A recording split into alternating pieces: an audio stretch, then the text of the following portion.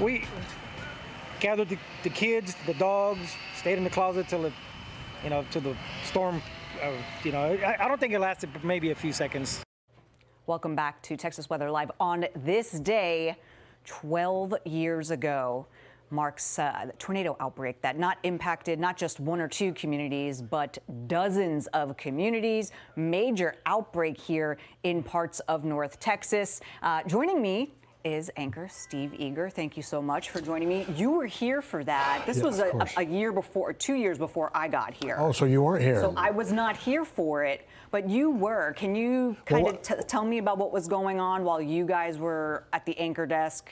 During it? Well, Yes. what I remember was when we didn't expect it. How about that? It was sort of this, because you and Dan and all the weather people tend to know the conditions are right, even the day before. We think tomorrow is going to be serious or bad. And so it was unexpected. Nobody was in here early, as I recall, to kind of be on top of this. But then, 19 tornadoes? Yeah. What I really remember about that day was that there was a real interesting Habitat for Humanity community down there. And you know how much time and work and who gets to live in those homes. There were 60 built, a nice little community in Granbury.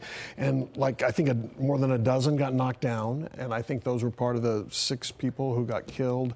It was a bad, and kind of, at the moment, I don't suppose it was a surprise, but I think you get up in the morning wanting to know kind of how it's going to be. And I think a lot of people didn't know. No, and the Storm Prediction Center the night before did not have us in a severe risk, and then the morning of they put us in a slight risk, which, hey, tomorrow, Saturday and Sunday, we're in a slight risk. That's right the now. 2 on the 1 to 5 scale. Okay. Yeah. So you're not thinking widespread severe storms, and you're definitely not expecting 19 tornadoes, but it just goes to show if the ingredients in the environment conditions are right, things can change. And these supercells were producing one after the other in those tornadoes. You mentioned 19 tornadoes, and specifically, we're looking at damage across parts of our western zones.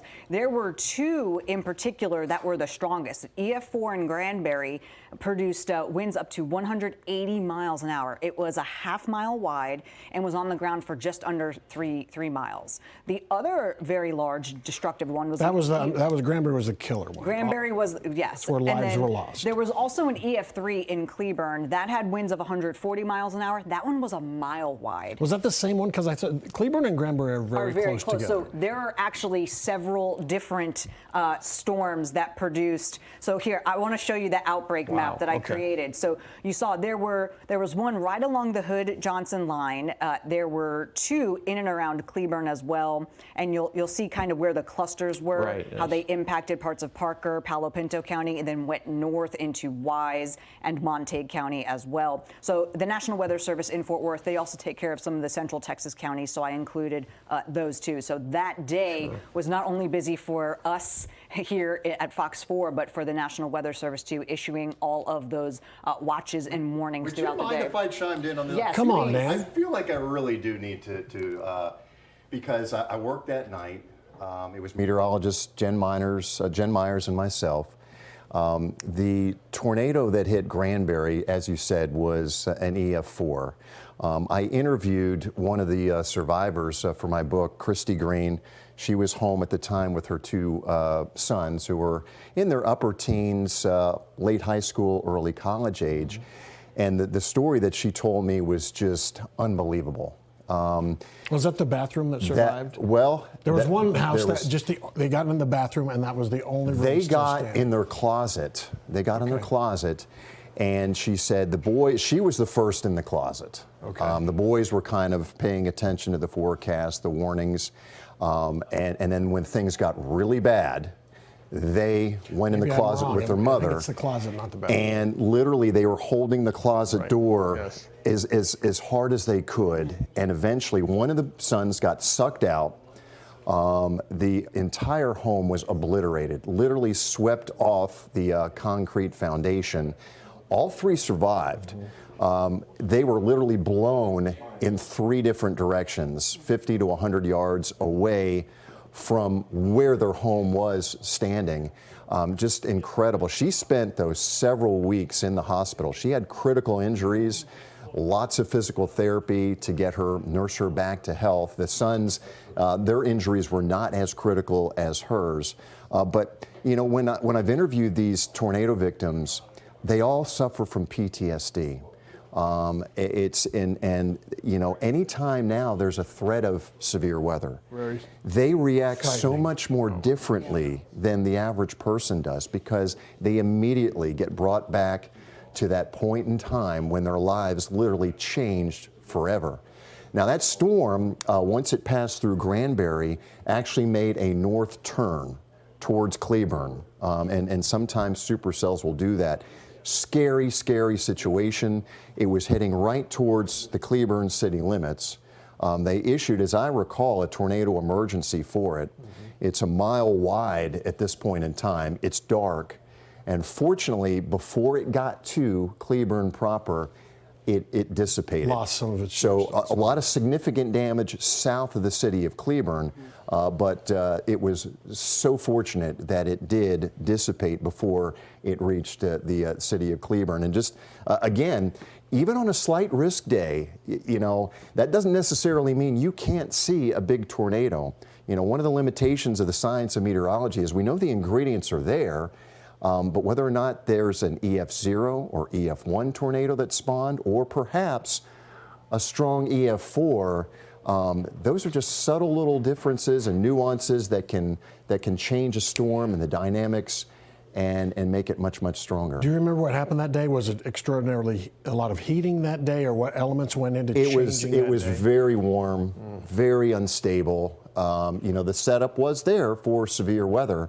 Didn't necessarily look like it the night before, but when we headed into the next day and new computer model information came to light, it painted a much different scenario for that afternoon as well. We actually have some sound too from that day. I was on my patio videoing the hail. And the whole time it was getting worse and getting worse, and all of a sudden the atmosphere's changed.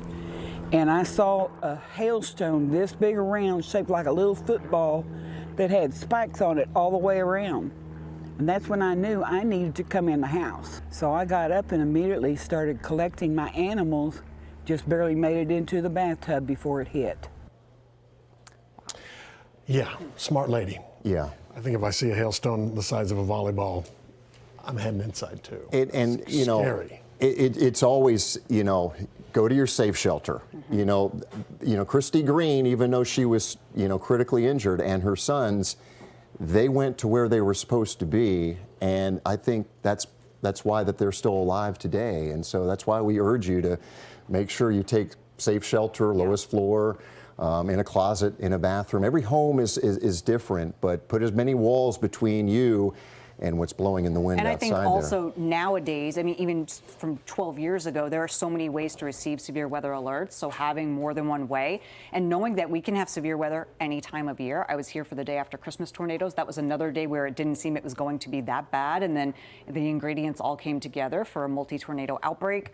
I think, you know, having that plan in place and talking with your kids, your spouse, knowing what you're going to do with your animals ahead of time takes so much of that anxiety out of the situation. So does this storm or ones like it make you guys change how you do your job? I mean, knowing that that was really a nothing kind of event, 1% chance of, you know, severe weather or tornadoes, and then all of a sudden, wait a second, things, do you deliver that like the day before and saying, now this is only a low risk, but I see some things out there that I don't know how it's going to come together, but check back with me because things change throughout the day. I don't know how you do that. Yeah, we're always going to tell people what we know and be very, very frank and honest with them about what we think the threat level is. But realize this too, that severe weather events, and I've said this many times on the air, they are low probability, high impact events. So the chances of you experiencing the high-end severe weather, the large baseball-sized hail, tornadoes, 80, 90 mile an hour winds is very, very low. The odds are always going to be on your side, but the few people that are hit relative to the greater population, their lives in many cases are changed forever, and they are highly impacted. And the thing is, we don't know which communities are going to be hit that day, because we're all kind of in that same boat. The atmosphere is the same across the entire area, but where those storms develop and which direction they move, we really don't know that until things really start to unfold. And I think you made a good point. Things have changed. Technology has changed. How we get information is different. So we can, if somebody left with Evan doing the weather in the morning, it's a 1% or whatever, and you go to work, you just kind of, oh, don't need to worry about anything. But now we have all these things that can come out, and it can update on our phones or whatever. And to your point, too, just because you see a forecast the night before doesn't mean you're set for the next day. You need to continue to tune. That's why we say stay tuned. We're not doing that just, you know, to bring eyeballs to the TV. We are saying that because things change oftentimes by the hour here in North Texas. And what looks like maybe the night before a so-so weather event can become really, really significant 12 hours later. And as you mentioned, slight risk. You know, it still means we could have tornadoes. Absolutely. We've had tornadoes on a marginal risk day. It's for us talking about the Storm Prediction Center and their risks. It's just a day that you want to be alert and ready to go regardless.